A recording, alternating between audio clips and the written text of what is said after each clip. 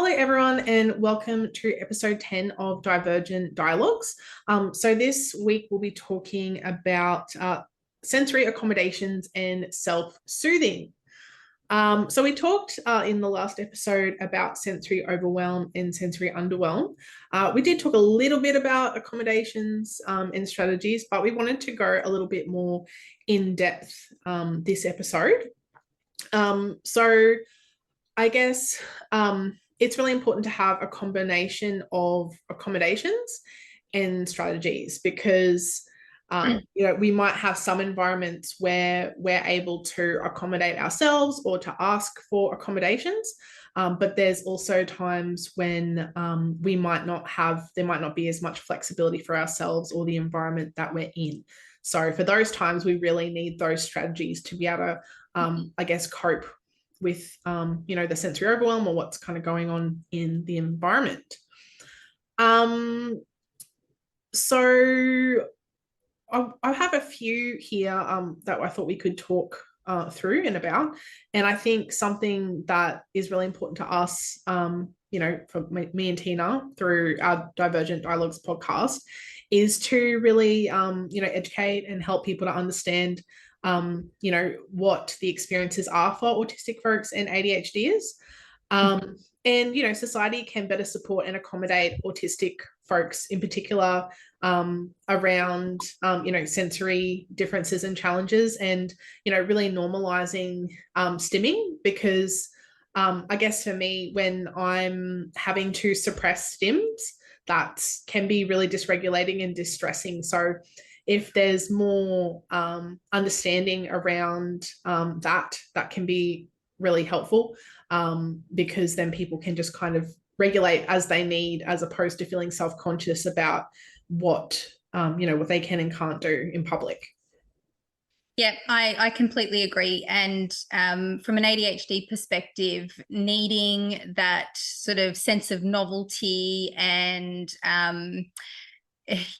changing things up to help stimulate, motivate, things like that. It is often seen as a bad thing, like being fickle or can't make up your mind, or any of those things that suggest that we're not that we're bad or not putting in enough effort, sort of thing. But the truth is, for an ADHDer, we need to change things up, because if it gets, some routine things are really, really helpful, that autopilot type stuff, but sometimes we really need to just really change it up. Yeah. And I think there's, this whole thing about, everyone has to be the same. Otherwise, all these things, the whole world's going to fall apart. Yep. Everything's not the same. And it's like, well, we're not all the same, like neurodivergent or not. Obviously we've been doing all these things for all this time, and there's people screaming out going, hey, this actually isn't working or helping. And I think particularly after COVID, when there was a lot more flexibility in terms of like working from home and things like that, I think a lot of people were like, oh, okay, like I can work, it's just I need to be able to have the flexibility to work from home where I can meet my sensory needs and things like that. Whereas before COVID, a lot of workplaces were like, no, we could never do that. People could never work from home because they'll be so unproductive and And it's like, well, actually, for a lot of autistic and ADHDers, they're more productive at home because they're able to, I guess, address their needs. And you're right, for an ADHDer, they might not sit there for their full kind of shift, whittling away at whatever they're doing. Like, they may need to kind of take those breaks and come back. And I mean, even as I said, neurotypical folks need breaks as well. It's okay to have breaks, but it might look a little bit different for different people in the way that they work. And when you're in the workplace, you might feel judged by that. Whereas when you're at home, people can only see what your outputs are. They can't see how you're going about those outputs. Yep. That's a really good point. It's just because they can't see that you're sitting there for, big blocks of hours working away. But yeah, the outcome is still great. Yeah. And I very much I think that's something that I have had to challenge myself with, is that at the end of the day, like, it doesn't matter how you get there, and that might look different for everyone. And, if you have a particular goal, or, 10 people might have the same goal, but you might go about it in different ways. And, it's about embracing the journey of it a little bit more, and not just kind of looking forward to the goalpost. And I think, unfortunately, in the kind of capitalist society that we, live and work in, is that it's like we're going to standardize this way so that everyone can kind of act like robots and get things done as quick as possible. But that's like, for some people that way may help with that, but for other people that might actually not be the most effective, efficient way for them to get things done. Yeah. And, I think that this is where things like mindfulness can be really, really helpful. Because, mindfulness asks us to slow down and pay attention to what's going on around us, what's happening for us ourselves.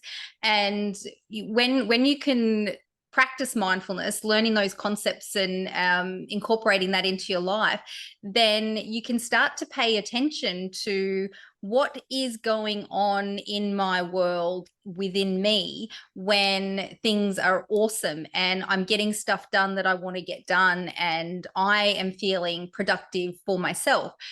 It might be that you recognize that it's, like there's no sounds around, or there is sound around. It's quiet in terms of, like there's not a lot of visual stuff happening, or maybe there is a lot of visual stuff happening. What is it that's going on around me that helps me to feel good? Equally so, what's going on around me that, gets in the way of me doing the things I want to do? What's happening when I, turn into a couch potato and motivate myself to move? So mindfulness can be very helpful to start to understand those parts of ourselves. Yeah. And I think mindfulness is a really great strategy to use, like particularly when you are in those sorts of environments where you may not have as much control or influence around, I guess, those sorts of sensory inputs. Yeah, definitely. Yeah. So we talked a bit about this in the last episode, but yeah, it's really important to engage with a professional that can help you to understand your sensory profile and address your different sensory needs. As I said, like some of the things that I have figured out about myself when it comes to sensory differences, I look at it now and go, oh my gosh, that was so obvious. But when you're living it day to day, and particularly you're late diagnosed, like you just don't think of these things. So it can be helpful to have someone who's kind of outside of yourself that can support you to identify these things. And and also you may not be particularly motivated to kind of do those things on your own. You may need support from someone to be able to kind of figure those things out. But yeah, it's so important, to have like a sensory profile done, or something like that, particularly if you're an autistic folk. Yeah, I completely agree. Understanding your sensory profile can be so liberating and just mind-blowing at the same time.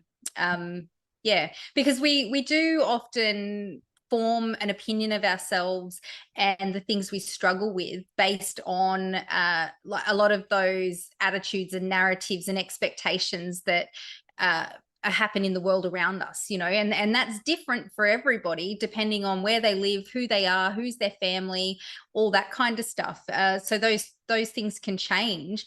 Some people grow up in really busy households with lots of people, and that's a great thing. Family, it's great, and there's always noise around. So if you are an autistic person or an ADHDer, and that noise is really sort of dysregulating for you, you can really sort of build a internal sort of core belief narrative that you're somehow bad because you can't tolerate the sounds of the happy, busy household that you grew up in. But understanding that it's a sensory thing for you, it's like, oh, okay, yeah, I can enjoy the family with earplugs in. Having like flashbacks to like little emo me from high school when when the house that we lived in, my bedroom was downstairs. It was like a converted double garage, like it was like a double garage, and they converted one room into a room kind of, and like everyone else, everything else and everyone else was upstairs. And yeah, I would stay in my room a lot. And I mean, teenagers, sometimes they kind of disengage from the family and things like that when they're, but now I think of it now, I'm just like, no, I was trying to get away from the noisy chaos going on upstairs. And I liked my little quiet space. So again, if we're looking at that from like a behavioral perspective, someone might be like, oh my gosh, they're socially isolating, they're so depressed, whatever. Whereas if you look at it from a sensory perspective, you might go, oh, okay, like they're accommodating themselves by going to their quiet room, might come out and engage for dinner and things like that, but going back to their room because, they're in a big family with lots of noise, which I was in a family full of ADHDers. So as you can imagine, very noisy and very loud, Yeah. regulation-y. As Teena, you probably also empathize with. So yeah, again, like looking at the underlying reason for these things can be really important, because if someone, if a adolescent is coming to me and their parents are going, oh, they're socially isolating, they're withdrawing, that's going to look very different in terms of how I support that person versus if it's a sensory thing, because then I'd be more educating the parents and going, hey, just letting your child has these sensory needs. This is what it means. This is what it looks like. So it's really important to understand those differences. Yeah, and you're right. Like depending on how you view the problem will hugely influence where you look to solve the problem. And yeah, so I think understanding your sensory profile, because like we've been talking about, those sensory differences are a very real component of autistic folk and ADHDers' lives. Yeah.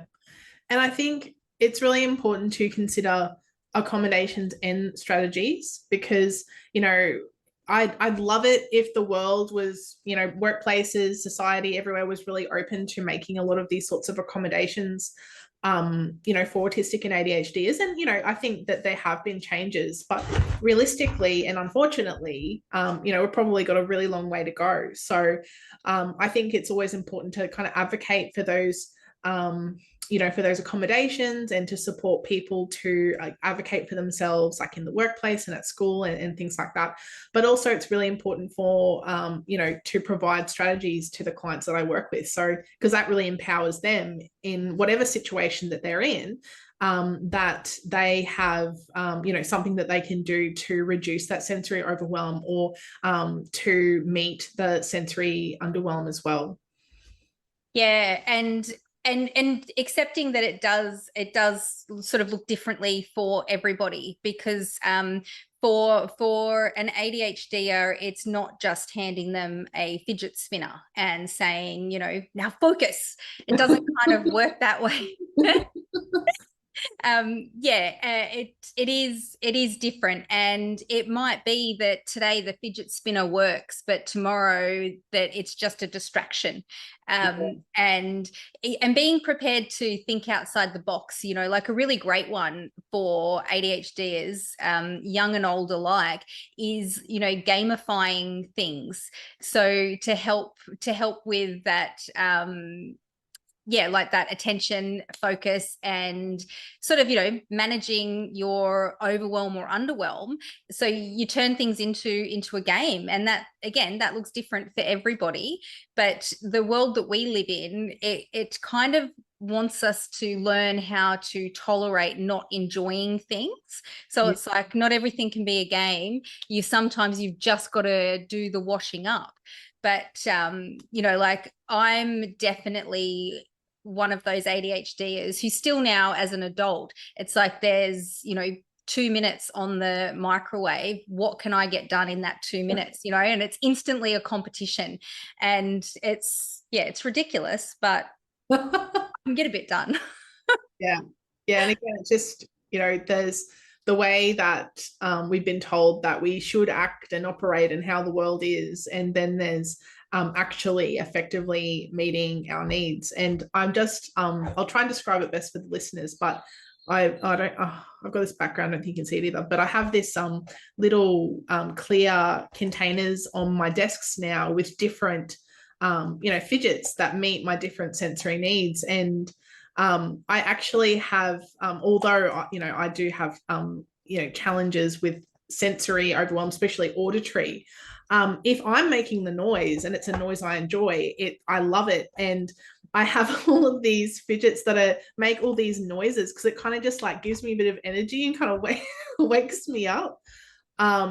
So yeah, I guess another thing to think about as well is that, and sometimes this confuses parents as well, is they're like, you know, my autistic child like is like putting their hands over their ears, not being able to cope with this noise, but then they're making all this noise and have all these really like loud toys and they're kind of running around and all this sort of thing. And I'm just like, yeah, because they're meeting their sensory needs and they're choosing that medium when you're just kind of, you know, coming in with your sensory stuff. They're like, I didn't consent to this. Yeah, it's like imposing it on you.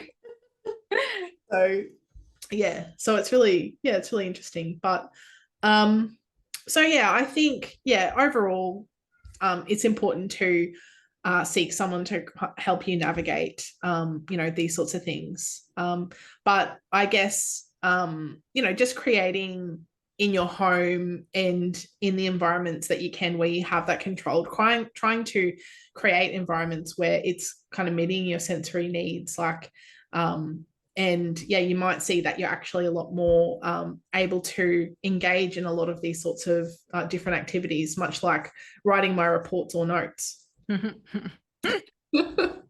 Yeah, that's a tough one. Yeah.